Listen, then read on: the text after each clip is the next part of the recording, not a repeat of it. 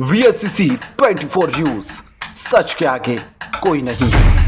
शेरगढ़ धनतर पंचायत के सुनातर गांव में निरंजन जीना और फुकालिया जीना पर बम और गोलीबारी की घटना के सिलसिले में 2 अन्य साजिशकर्ताओं को गिरफ्तार किया गया। गिरफ्तारियों की संख्या बढ़कर 8 हो गई है। पुलिस ने दोनों आरोपियों के पास से 3 पिस्तौल, 6 जिंदा गोलियां, 3 मैगजीन और 3 मोबाइल फोन जब्त कर अदालत में पेश किया। ज्ञात हो कि 25 जुलाई की शाम को निजी और राजनीतिक रंजिश के चलते निरंजन जीना और कालिया जीना पर बम और गोलीबारी की गई थी। इससे पहले इस घटना में 6 आरोपियों को गिरफ्तार किया गया था और उनके पास एक पिस्तौल, 40 जिंदा गोलियां, 7 रिवॉल्वर, 7 मोबाइल फोन और एक होंडा बाइक जब्त की गई थी। पता चला है कि घटना को अंजाम देने के लिए आरोपियों को 20 लाख रुपए की सुपारी दी गई थी। पुलिस ने अभी तक इस बारे में कुछ नहीं कहा है। आरोपियों को किसने रिश्वत दी और किसकी राजनीतिक दुश्मनी के चलते कालिया जीना पर हमला हुआ, लेकिन घटना की जांच अभी जारी है। आने वाले दिनों में और गिरफ्तारियां होने की उम्मीद है।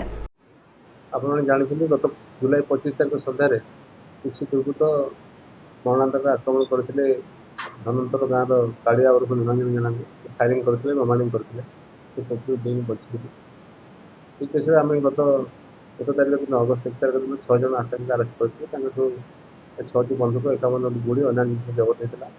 आज ये केस मुख्य कंट्राक्ट किलर सुपारी किलर धराक जमीर खान तार भाई भुखारी खान को आम गिरफ्त कर 2 पिस्तल, 1 रिवॉल्वर, टोटाल 3टी पिस्तल और 6 राउंड गुड़ी, 3टी मैगजीन, 3टी मोबाइल जबत कोर्ट प्रॉडक्ट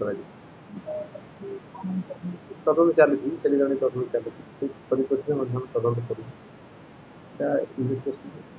समय क्रमे जन गंजाम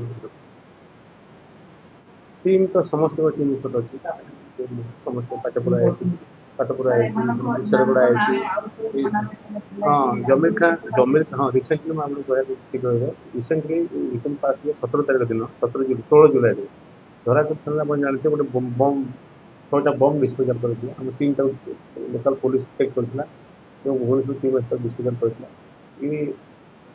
जमीर खान भल बम भिड़ एक्सपर्ट से भिड़ किसी अराजकता घटिया रखी एपरी भाव में प्राय 4 ରୁ 5 केस तदन चली जे अच्छी